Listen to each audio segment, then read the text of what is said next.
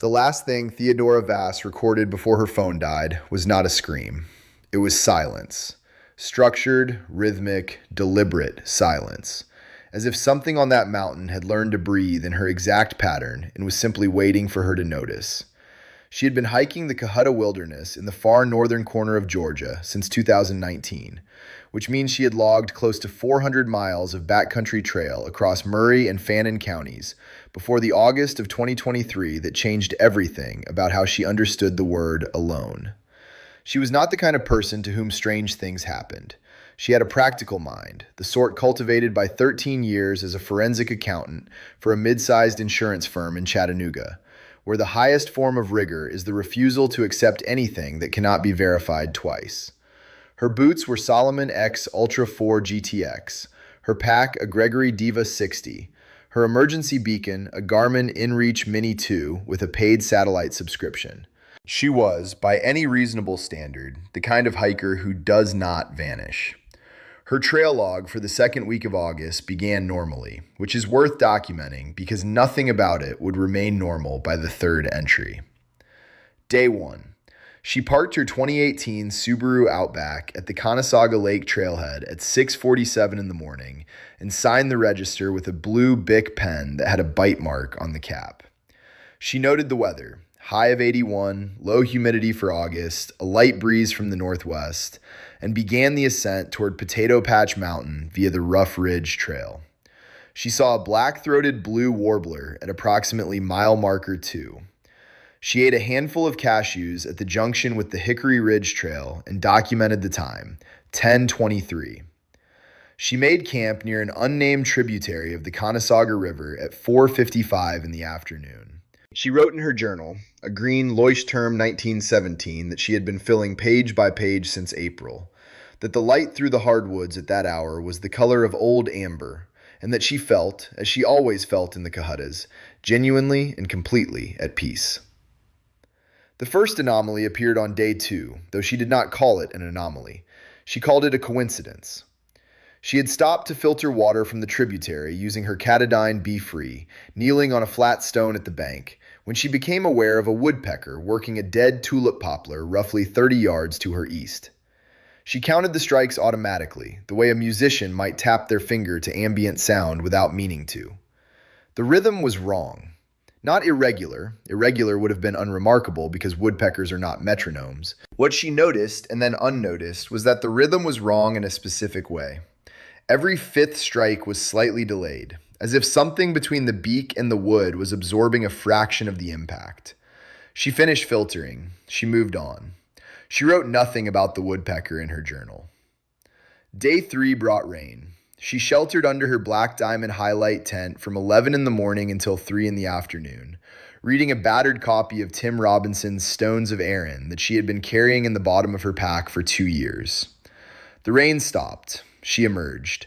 The forest was very quiet in the particular way it goes quiet after sustained rainfall, a held breath silence that hikers recognize and find comforting. Theodora found it comforting. She began walking again, following the ridgeline northeast, and the quiet lasted for approximately 9 minutes before it was replaced by the sound of the forest resuming. Birds, insects, the drip of water from leaves, all of it at once, all of it normal. Except that, she would write that evening, everything sounded 11 seconds late. She was precise about the number. She had counted. She had stopped walking and stood on the trail and counted the seconds between the moment the rain silence should have broken and the moment it actually broke, and the number was 11.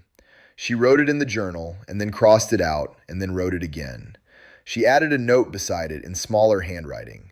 Water in the ears from the rain? Atmospheric pressure? She underlined the question mark twice. She did not sleep well that night, though she could not have said exactly why.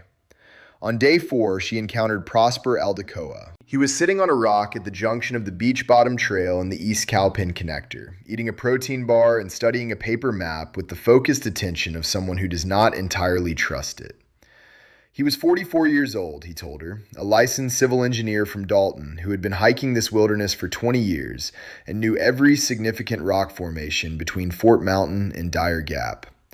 He had a red beard going to gray and a scar on his chin from a climbing fall in 2011.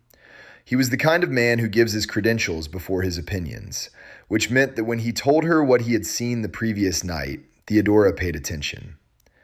He had seen a figure on the opposite ridge. Not unusual, he said. There are other hikers. But this one had been standing absolutely still for the 40 minutes between when he first noticed it and when the light finally went. Standing at a distance he estimated at 300 yards, on the bare granite shelf above the tree line on the western face of Cowpen Mountain, where there was no trail and no reasonable reason for anyone to be standing still for 40 minutes in fading light. He had watched it through his binoculars. He had seen no movement. And then the light had gone, and he could not see it anymore, and he had told himself it was a rock formation or a dead snag, except that he knew Cowpen Mountain's ridgeline the way a carpenter knows the edge of a table he has built himself, and there was nothing on that shelf that should have been there. Theodora asked if he had heard anything unusual. He looked at her in a way she would think about later. Then he said, "I heard my own footsteps twice."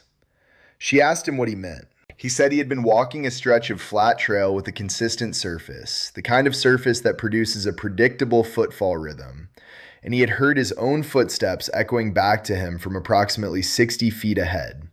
Not behind, ahead, as if the sound were being replayed in front of him, at a slight delay, by something walking in the same direction, keeping the same pace, at a distance that should have been visible but was not. They ate lunch together without discussing it further. They parted at 2 in the afternoon, heading in opposite directions. Theodora never saw Prosper Aldecoa again. She found the entry in the trail register at Bray Field's campsite that evening, and she read it 3 times. It was dated August 9th, 2 days prior, and signed with a name she could not fully decipher. The first name appeared to be Callum, or possibly Colon, and the surname was a compressed scrawl. The entry read, "Something has been following me since Hickory Ridge. It stays about 60 feet back. I can't see it, but I can hear it, and it sounds like me. Do not hike this trail alone. I am leaving a day early." The handwriting was even and controlled, not the handwriting of someone in distress. It was the handwriting of someone who had thought very carefully about what to write and had decided to write the minimum necessary. Theodora photographed the entry with her phone. She then went to her tent and sat inside it for a long time, listening. What she heard was the normal sound of a wilderness camp at dusk, a wood thrush in the middle distance, the percussion of insects beginning their evening sequence, wind in the canopy. All of it normal, all of it timed correctly. She had been paying close attention to timing since day 2, and she knew, now, what correctly timed felt like. The way you know the face of a clock well enough to notice when the hands have been moved. At 9:47, she heard her own name. Not clearly. Not the way a person calls a name. The way a sound approximates a name when you have been listening for it long enough that your mind begins to fill in shapes. A bird call that rhymed with Theodora, a branch settling. She wrote it down, precisely. 9:47, something that sounded like my name, origin unclear, northwest of camp, approximately 40 to 60 feet. 60 feet. She lay awake until after 2 in the morning, and during that time nothing else happened. And the nothing was the worst part, because it was a very specific and attentive nothing, the kind you feel on the back of your neck when a room that should be empty is not quite empty enough. The next morning she broke camp 40 minutes earlier than planned. She did not make coffee. She walked at a pace that she told herself was purposeful rather than urgent. The trail wound northeast through a long section of dense mountain laurel, the kind that closes overhead and reduces visibility to 15 or 20 feet on either side, and she did not like the mountain laurel section because of what she had been thinking about since the night before. The 60 feet, always 60 feet, whether Prosper's echo or Callum's shadow or her own name in the dark. And the mountain laurel was exactly the kind of terrain where 60 feet behind you might as well be invisible. She stopped once without meaning to. She had been walking, and then she was standing still, and it took her a moment to understand why. The insects had stopped, not gradually, all at once. The entire acoustic fabric of the trail simply ceased, the way a recording stops when someone pulls the power. And in the silence, she could hear her own heartbeat and the creak of her pack straps and nothing else. She stood for what she later estimated at 30 seconds. Then the insects resumed. Then she began walking again, faster, and she did not stop until she reached a section of trail where she could see clearly in every direction. She saw nothing. She heard nothing. She felt the precise and careful attention of something she could not name and could not see and could not explain with any of the frameworks available to her professional mind. The mind that had spent 13 years ensuring that numbers added up and that explanations were sufficient to account for the evidence. The evidence did not add up to anything she had a name for. She reached her car at 2:18 in the afternoon. She sat in it with the doors locked for 11 minutes. She noticed the number and then wished she had not, before she started the engine. She drove south on Forest Road 17 toward Chatsworth without using her phone or the radio. When she reached the first gas station on Highway 411, she went inside and bought a bottle of water and stood in the air conditioning for a while, listening to country music and the hiss of the refrigerated cases. And she felt the particular relief of a sound that was simply a sound and meant only what it was. She filed no report. There was nothing to report.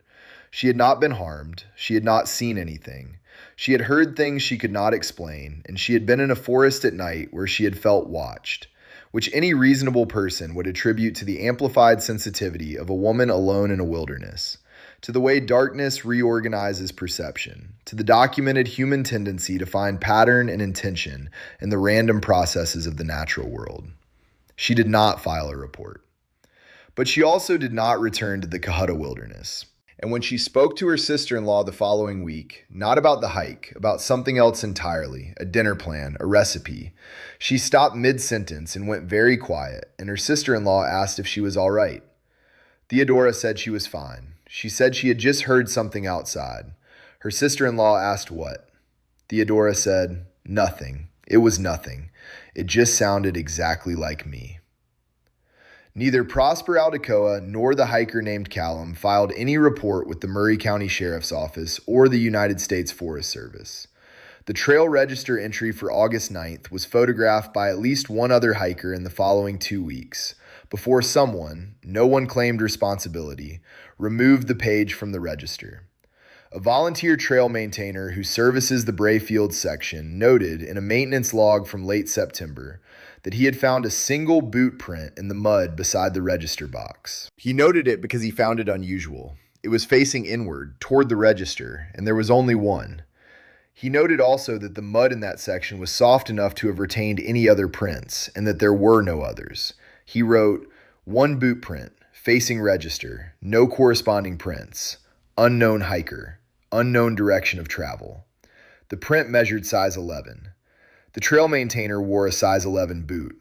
He had not been to the Brayfield section since July. If something out there found you in these woods, don't face it alone. Hit like, subscribe, and turn on notifications so we can keep going deeper.